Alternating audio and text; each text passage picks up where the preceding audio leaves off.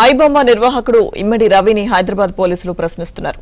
Caribbean దీవుల్లో ఉంటూ iBomma site ను నిర్వహిస్తున్న రవి నిన్న ఫ్రాన్స్ నుంచి హైదరాబాద్ వచ్చాడు.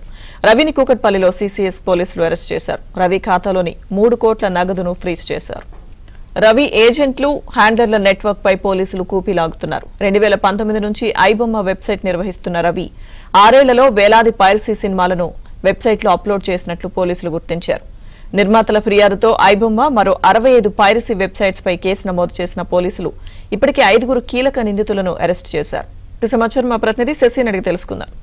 శశి, సినిమాలను పైరసీ చేసి వెబ్సైట్లో అప్లోడ్ చేస్తున్నటువంటి ఐబొమ్మ నిర్వాహకుడు ఇమ్మడి రవిని హైదరాబాద్ సీసీఎస్ పోలీసులు అదుపులోకి తీసుకున్నారు. అయితే చాలా కాలంగా కూడా సినిమాలు రిలీజ్ అయిన వెంటనే వాటిని గంటల వ్యవధిలోనే సినిమాలను పైరసీ చేసి ఐబొమ్మ వెబ్సైట్లో అప్లోడ్ చేస్తున్నాడు రవి. దీనివల్ల ఇటు సినిమా నిర్మాతలు తీవ్రంగా నష్టపోయారు.